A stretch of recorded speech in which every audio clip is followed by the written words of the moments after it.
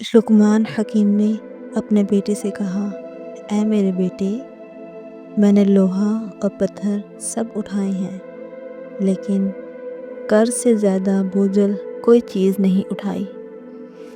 میں نے پاکیزہ چیزیں کھائی ہیں اور اچھے حالات بھی دیکھے، لیکن عافیت، آزمائش سے دوری سے زیادہ لذیذ چیز نہیں پائی، اور لوگوں کی طرف اپنی ضرورتیں لے جانے سے زیادہ تلخ کسی چیز کو نہیں پایا۔ اے بیٹے، جو کہتا ہے وہ جھوٹ بولتا ہے کہ برائی برائی کو ختم کرتی ہے۔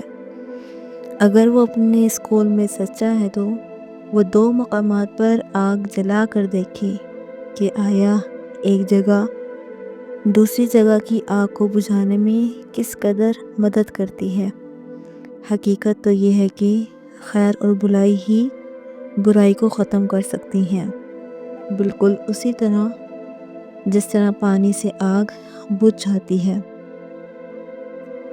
اے بیٹے، اگر کسی کو دوست بنانا چاہتا ہے تو دوست بنانے سے قبل اسے غصہ دلا، اور اگر وہ غصے میں اعتدال کا رویہ اختیار کرے تو پھر اسے دوست بنانا، ورنہ دوستی سے گریز کر۔ سفر میں اپنی سواری پر اعتماد نہ کر، جب منزل قریب آ جائے تو اپنی سواری سے اتر جا۔ شب کے آغاز میں سفر نہ کر، سفر میں اپنے ساتھ اپنی تلوار، جوتی، عمامہ، کپڑے، پانی، سوئی دھاگا اور چینی وغیرہ رکھ۔ اپنے ہم سفر کا ہمدم اور ساتھی بن جا، سوائے اس صورت کے جب وہ کوئی گناہ کا کام کرے۔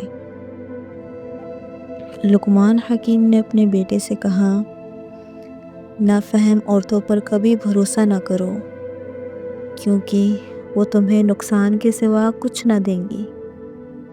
حضرت لقمان نے اپنے بیٹے سے فرمایا، حاسد کی 3 علامتیں ہیں: پیٹھ پیچھے لوگوں کی غیبت کرتا ہے، ان کے سامنے چاپلوسی کرتا ہے، دوسروں کی مصیبت پر خوش ہوتا ہے۔